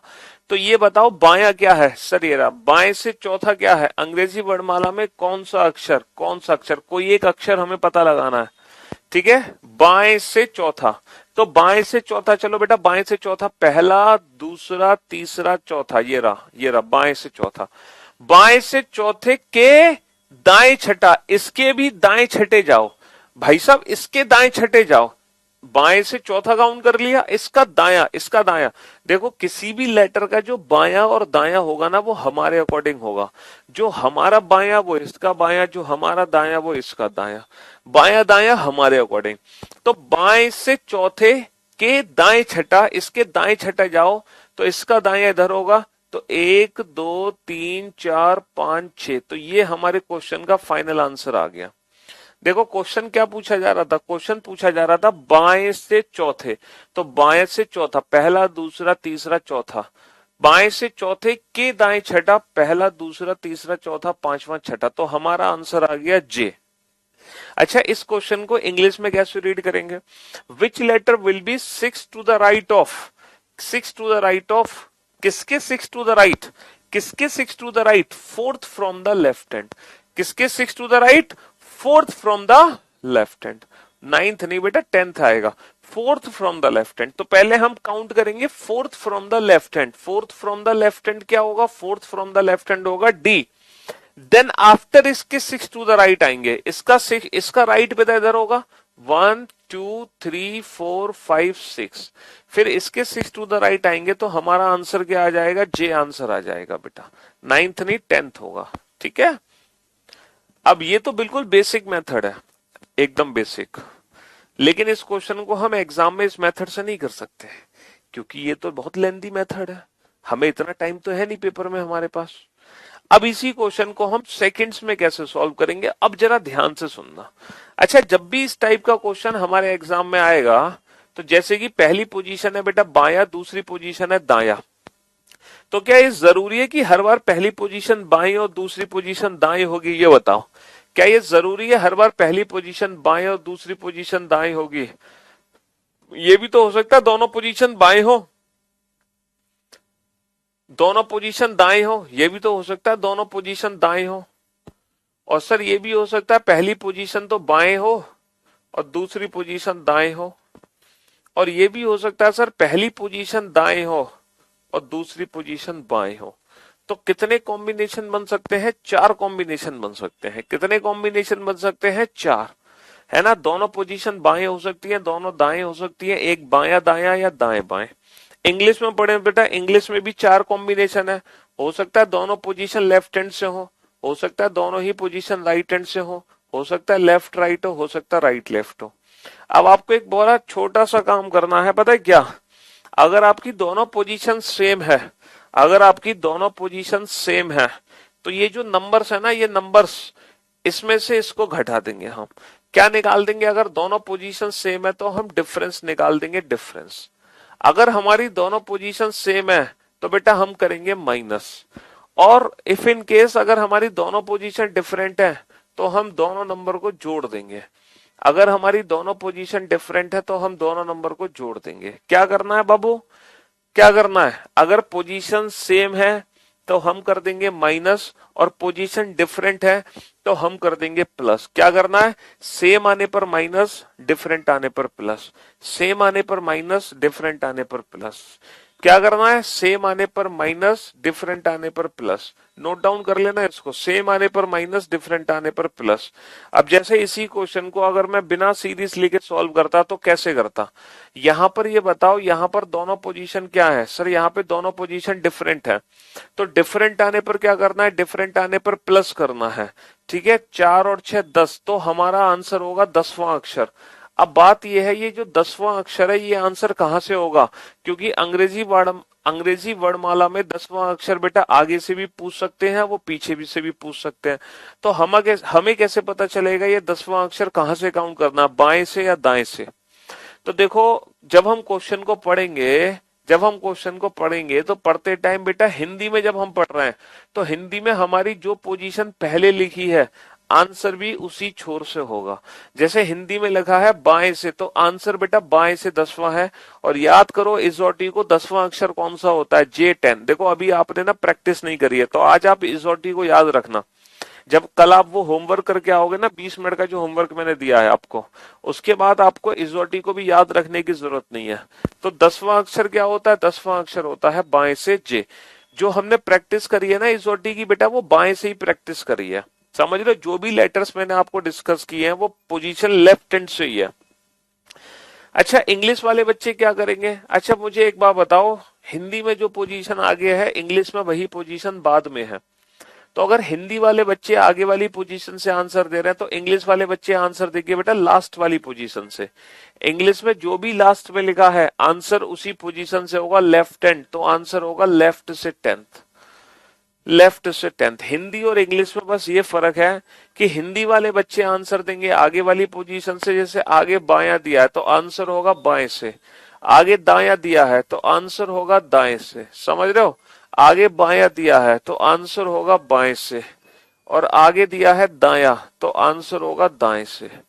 और इंग्लिश वाले बच्चे क्या करेंगे? इंग्लिश वाले बच्चे जो पोजीशन लास्ट में, लेफ्ट बाद में है तो आंसर होगा फ्रॉम लेफ्ट हैंड, राइट बाद में तो आंसर होगा राइट हैंड, राइट बाद में तो आंसर होगा राइट हैंड, लेफ्ट बाद में तो आंसर होगा फ्रॉम लेफ्ट हैंड। अब मेरे साथ साथ ना कंसेप्ट को रिपीट करो, मेरे साथ साथ कंसेप्ट को रिपीट करो। पोजीशन सेम आने पर माइनस, डिफरेंट आने पर प्लस। पोजीशन सेम आने पर माइनस, डिफरेंट आने पर प्लस।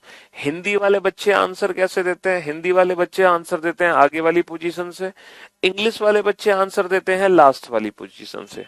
हिंदी वाले आगे वाली पोजीशन से, इंग्लिश वाले लास्ट वाली पोजीशन से। बट एक चीज याद रखना, जो हम माइनस करते हैं हिंदी में माइनस बेटा आगे से होता है, क्योंकि आंसर भी हमारा आगे से ही है, क्योंकि हमें हिंदुस्तानी हिंदी है आगे। ठीक है, इंग्लिश वाले बच्चे आंसर देंगे पीछे से, और माइनस भी पीछे से ही होगा। यानी कि बेटा अगर आपको माइनस करना है तो 4 माइनस 6 होगा। जैसे यहाँ 4 माइनस 6 होगा तो यहाँ भी 4 माइनस 6।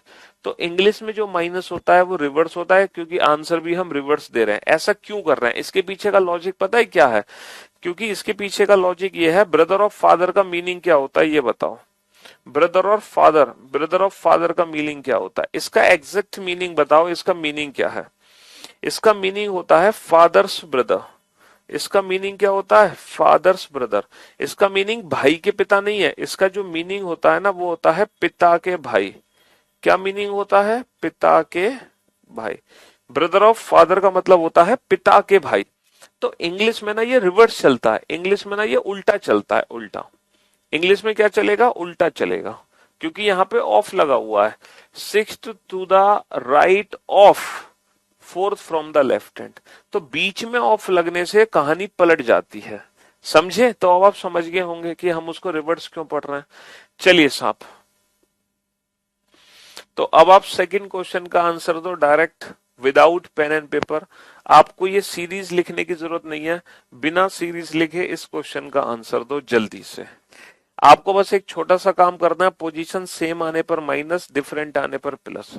इंग्लिश वाले बच्चे आंसर देंगे लास्ट वाली पोजीशन से, हिंदी वाले बच्चे आंसर देंगे पहले वाली पोजीशन से। हमें हिंदुस्तानी हिंदी है आगे, ठीक है? इंग्लिश है पीछे, समझ रहे हो? इंग्लिश है पीछे। चलिए साहब, तो यहां पर दोनों ही पोजीशन क्या है? यहां पे दोनों ही पोजीशन डिफरेंट है, यहां पर दोनों ही पोजीशन डिफरेंट है। डिफरेंट आने पर क्या होगा? डिफरेंट आने पर प्लस होगा। 5 और 10, 5 और 10 15, 15वां अक्षर कहां से होगा? 15वां अक्षर बाएं से होगा, 15वां अक्षर बाएं से होगा।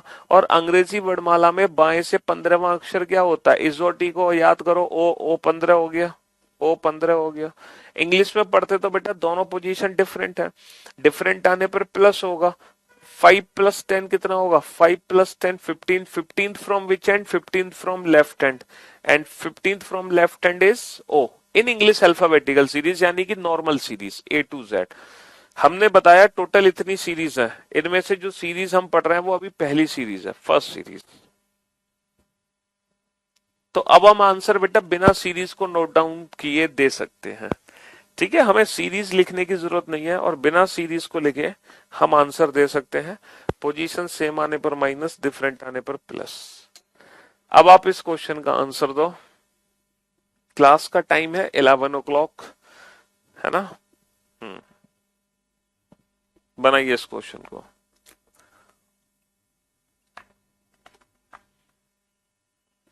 फटाफट से, जल्दी से, दोनों क्वेश्चन का आंसर दो। पोजीशन सेम आने पर माइनस, डिफरेंट आने पर प्लस। इंग्लिश वाले बच्चे लास्ट वाली पोजीशन से आंसर, हिंदी वाले बच्चे पहले। सीटी आने पर क्या यही सारा चैप्टर रहेगा या फिर कोई नया चैप्टर? देखो अभी तक तो यही सिलेबस है, जिस दिन कोई नया चैप्टर इंक्लूड होगा, नई चीज इंक्लूड होगी, वो हम आपको कराएंगे। बट अभी तक यही सिलेबस है, अभी तक सिलेबस में कोई बदलाव नहीं है, ठीक है? जल्दी से आंसर दो फटाफट से, दोनों क्वेश्चन का आंसर एक साथ। बहुत सारे बच्चे आंसर दे रहे हैं, विशाल, सोनू, शुभम, उत्कर्ष, सचिन, मोहम्मद, आकृति, मुकेश, राहुल, पवन, उमाशंकर, अंश, प्रिंस, पारस, अभय, शुभम, राजपाल, गौरी, सुजाता, सुभाग्या, सुभज्ञा, सेजल, धीरज, अंश, आरिफ, मुस्कान, अतीश, अभिषेक, दीपिका, पारुल, मयंक, ज्योति, आकांक्षा, ऋतु। बहुत बढ़िया, वेल डन, गुड जॉब, बेहतरीन जॉब। तो भाई साहब यहाँ पर दोनों ही पोजीशन क्या है सर? यहाँ पे दोनों ही पोजीशन सेम है। सेम आने पर माइनस 15 माइनस का 5 10, 10वां अक्षर कहां से? बाएं से। भैया पोजीशन सेम है, सेम आने पर माइनस 15 माइनस का 5 10, 10th from which and? 10th from left hand. और लेफ्ट से 10th क्या होता है भैया? 10वां अक्षर क्या होता है? जे, इजोटी, जे 10वां अक्षर हो गया। भाई अंग्रेजी वर्णमाला में बाएं से 10वां अक्षर क्या होगा? बाएं से 10वां अक्षर, ये 10वां अक्षर होता है जे। चलिए नेक्स्ट, अंग्रेजी वर्णमाला में कौन सा अक्षर बाएं से 17वें के बाएं 7वां होगा? ठीक है, अंग्रेजी वर्णमाला में, यानी कि काउंटिंग हमें करनी है इन English alphabetical series A to Z में। दोनों पोजीशन क्या है? दोनों पोजीशन सेम है, सेम आने पर माइनस करेंगे, 17 माइनस का 7 10, 10वां अक्षर कहां से होगा? बाएं से, है ना? दोनों पोजीशन सेम है, सेम आने पर माइनस करेंगे, 17 माइनस का 7, रिवर्स कर रहे हैं माइनस, 17 माइनस का 7 10, 10th from which and? Left hand, left hand से 10th लेटर। अंग्रेजी वर्णमाला का 10वां अक्षर क्या होता है? 10वां अक्षर again J, J is the right answer. तो दोनों ही क्वेश्चन का आंसर आ गया जे, ठीक है? कोई डाउट? कोई डाउट नहीं। चलिए next two question. Which letter will be 6 to the left of 5th from the right hand in English alphabetical series. अभी भी काउंटिंग हमें इंग्लिश अल्फाबेटिकल सीरीज में करनी है। Which letter will be 5th to the right of 15 from the right hand in English alphabetical series. अभी भी counting हमें English alphabetical series में करनी है। जिसका ये लेफ्ट हैंड होता है और ये होता है हमारा राइट हैंड, ठीक है। जिसका ये बायां छोर होता है ना, जब हम काउंटिंग करेंगे बाएं से तो यहां से, अगर मैं काउंटिंग करूंगा दाएं से तो मैं काउंटिंग करूंगा यहां से, ठीक है जी। हाँ जी, चलिए। तो अंग्रेजी वर्णमाला में कौन सा अक्षर दाएं से पांचवें के बाएं छठा होगा? कोई भी बच्चा अगर के आंसर दे रहा है तो बेटा वो मुर्गा बन जाए। कोई भी बच्चा अगर के आंसर दे रहा है तो मुर्गा बन जाए। कोई भी बच्चा अगर ओ आंसर दे रहा है तो भी मुर्गा बन जाए। नॉकआउट हो जाएगा वो। अगर के या ओ आंसर दे रहे हो तो आप नॉकआउट हैं। ना तो इस क्वेश्चन का के आंसर होगा, ना ही इस क्वेश्चन का ओ आंसर होगा। के और ओ दोनों ही आंसर बिल्कुल गलत है। ए आंसर भी बिल्कुल गलत है, जेड आंसर भी बिल्कुल गलत है, ठीक है। हाँ जी, चलिए। क्योंकि आपने जल्दबाजी कर दी बहुत ज्यादा, आपने चीजों को समझा नहीं। अच्छा ये बताओ, यहाँ पर दोनों ही पोजीशन क्या है सर? दोनों ही पोजीशन डिफरेंट है। डिफरेंट आने पर क्या करते हैं? डिफरेंट आने पर प्लस करते हैं। 5 और 6 11। लेकिन यहाँ पे जो 11वां अक्षर है ना, 11वां अक्षर बाबू पता है कहां से है? वो दाएं से है। 11वां अक्षर दाएं छोर से, ठीक है। बस यही गलती आप कर बैठे। आपने सोचा 11वां अक्षर है। 11वां अक्षर क्या होता है? 10 होता है जे, 10 के बाद 11वां यानी कि के। बेटा के आंसर तब होता है जब ये 11वां अक्षर बेटा दाएं की जगह बाएं से होता। देखो दोनों ही पोजीशन यहाँ पर क्या है? दोनों ही पोजीशन डिफरेंट। डिफरेंट आने पर प्लस करेंगे। 5 + 6 11। 11th from which and? Right hand. तो जो 11th लेटर काउंट करना है ना हमें राइट हैंड यानी कि पीछे से काउंट करना है 11वां अक्षर। अब हम पीछे से 11वां अक्षर कैसे काउंट करें? हमें आगे से 11वां पता है। हम जानते हैं कि अंग्रेजी वर्णमाला में आगे से जो 11वां अक्षर होता है वो होता है के। तो कल मैं आप लोगों को ये सिखाऊंगा कि किसी भी लेटर के अपोजिट लेटर को, है ना, किसी भी लेटर के अपोजिट लेटर को कैसे पता लगे, है ना। कल हम इस चीज की डायरेक्ट ट्रिक सीखेंगे कि जो पीछे से 11 होता है वो आगे से 11 के अपोजिट लेटर होता है। अपोजिट लेटर, है ना। के का उल्टा होता है कानपुर। के का उल्टा होता है कानपुर और ये लेटर पी होता है। इसकी ट्रिक हम कल सीखेंगे कि इस अपोजिट लेटर को कैसे पता लगाया जा सकता है। फिलहाल हम इस क्वेश्चन का आंसर विदाउट ट्रिक से दे रहे हैं, कंसेप्ट से दे रहे हैं। कैसे दे रहे हैं? देखो, जो अक्षर पीछे से 11वें स्थान पर है वही अक्षर आगे से किसी ना किसी स्थान पर तो होगा। जो अक्षर पीछे से 11 है वो आगे से किसी ना किसी स्थान पर तो होगा। अब इसकी पोजीशन में कैसे पता लगाऊं आगे से? देखो यहां से लेकर यहां तक टोटल 26 अक्षर हैं। और हमेशा याद रखना, जब भी हम पोजीशन इंटरचेंज करते हैं, तो हम हमेशा टोटल +1 में से घटाते हैं। तो हम 26 में से 11 नहीं घटाएंगे, हम घटाएंगे 27 में से 11। तब जाके हमारी पोजीशन सही निकलेगी। 27 - 11 16। तो जो पीछे से 11 है अक्षर, बेसिकली वही अक्षर आगे से 16 है। और आगे से 16वां अक्षर क्या होता है? आगे से 16वां अक्षर होता है पी। भाई 15वां अक्षर हो गया ओ, 15 के बाद 16, ओ के बाद पी। तो P is the right answer. आप सोच रहे होंगे कि सर हमने 27 में से 11 क्यों घटाया, 26 में से क्यों नहीं घटाया? देखो ये रैंकिंग का कंसेप्ट है। जब हम पोजीशन इंटरचेंज करते हैं तो हमेशा एक ज्यादा में से घटाते हैं। ये रैंकिंग का कंसेप्ट है। फॉर एन एग्जाम्पल, एक रैंकिंग है, ठीक है, मैं बताता हूं।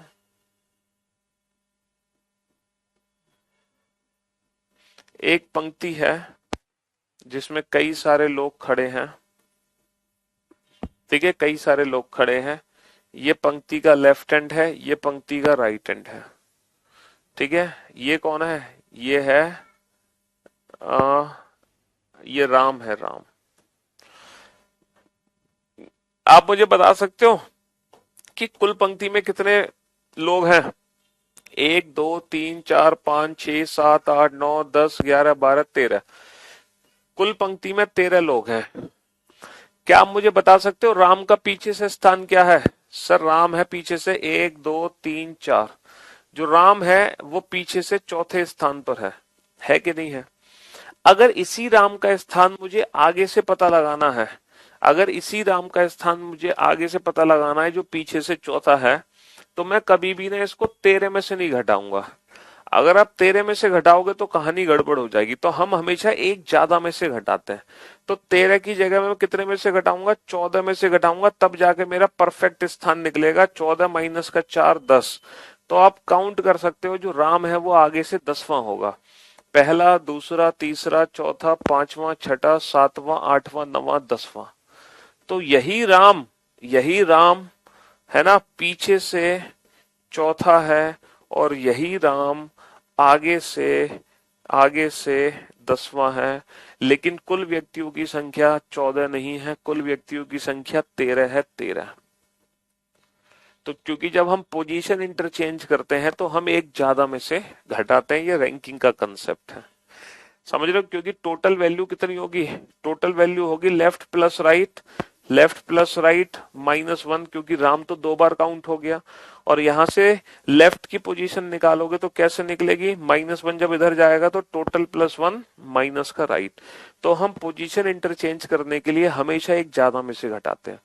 जैसे टोटल 26 लेटर हैं, तो हम जब घटाएंगे ना, तो 26 की जगह हम 27 में से घटाएंगे। 26 की जगह हम कितने में से घटाएंगे? 27 में से घटाएंगे, 27 में से। लेफ्ट को राइट में बदलने के लिए, राइट को लेफ्ट में बदलने के लिए हम हमेशा टोटल +1 में से घटाते हैं। तो आगे से याद रखना, अगर मान लो किसी लेटर का प्लेस आपको राइट हैंड से पता चल गया, इसी लेटर की पोजीशन मुझे लेफ्ट हैंड से पता लगानी है, तो मैं एक ज्यादा में से घटा दूंगा। तो टोटल 26 लेटर थे, तो हमने 27 में से माइनस कर दिया। जैसे ये क्वेश्चन आपने कई बार रैंकिंग में भी पढ़ा होगा कि एक क्लास में 50 स्टूडेंट्स हैं। मोना बेटा 10वें स्थान पर है। तो what is the rank of Mona from bottom? तो मोना का इस क्लास में नीचे से क्या स्थान होगा, ये बताओ। मोना का क्लास में नीचे से क्या स्थान होगा? तो क्या मैं 50 में से 10 को घटा दूं? है? क्या मैं 50 में से 10 को माइनस कर दूं? नहीं सर, मैं आपके घर के पास ही रहता हूं, अलीगढ़ में। अच्छा जी, गुड। फिलहाल तो हम दिल्ली में हैं और क्लासेस भी दिल्ली से ही होती हैं। है? अलीगढ़ में घर जरूर है हमारा। हाँ जी। तो पोजीशन इंटरचेंज करने के लिए मैं कितने में से घटाऊंगा? मैं 50 में से नहीं घटाऊंगा, मैं घटाऊंगा 51 में से, एक ज्यादा में से। तो पोजीशन इंटरचेंज करने के लिए हम हमेशा एक ज्यादा में से घटाएंगे। समझ रहे हो? तो मोना बेटा क्लास में 41 प्लेस पर होगी, नीचे से 41 प्लेस पर। तो वही चीज मैंने आपको समझाई। अगर आपको अपोजिट लेटर्स के बारे में नहीं पता, हालांकि मैं कल आपको सिखाऊंगा अपोजिट लेटर क्या होते हैं, फिलहाल आप आंसर कैसे दोगे? पोजीशन को लेफ्ट हैंड में कन्वर्ट करके। चलिए अब आप इस क्वेश्चन का आंसर दो फटाफट से।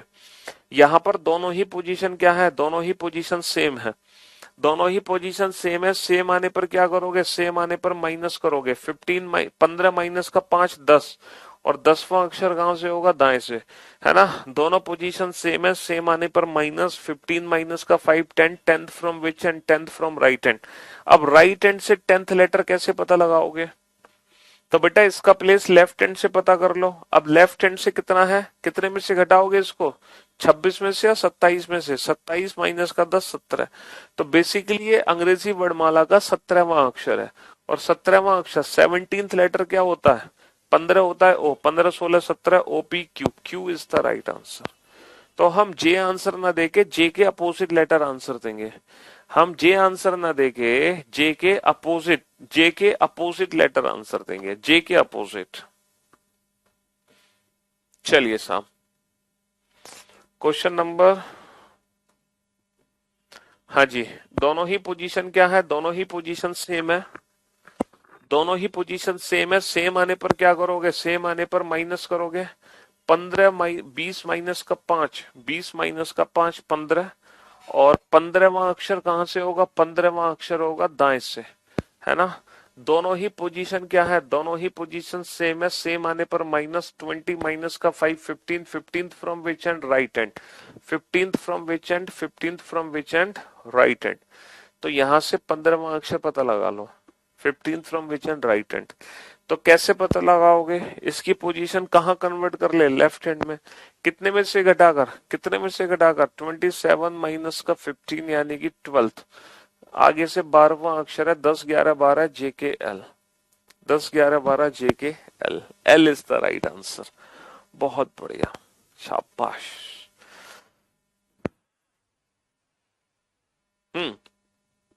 Which letter will be 17th to the left of 7th from the left hand in English alphabetical series? बाएं से 7वें के बाएं 17वां।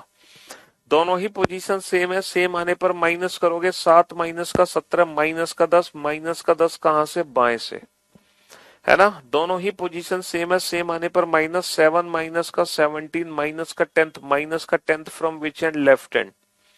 अब हम फंस चुके हैं क्योंकि माइनस का 10th तो होता ही कुछ नहीं है। बताओ अंग्रेजी वर्णमाला में माइनस का 10 कहां से आ गया? भाई अंग्रेजी वर्णमाला में 1 to 26 होते हैं, माइनस का 10 तो कुछ होता ही नहीं है, है? तो ये माइनस का 10 कैसे सॉल्व होगा? माइनस का 10वां अक्षर क्या है ये कैसे पता लगाएंगे? इसको जानेंगे एक छोटे से ब्रेक के बाद, यानी कि कल। तो माइनस का 10वां अंग्रेजी वर्णमाला में कौन सा अक्षर है, इसको जानेंगे हम ब्रेक के बाद, यानी कि कल की क्लास में। तो आज के लिए सिर्फ इतना ही। मुलाकात करते हैं अब कल आप लोगों से। Till then good bye, love you guys, love you all, take care. शुक्रिया।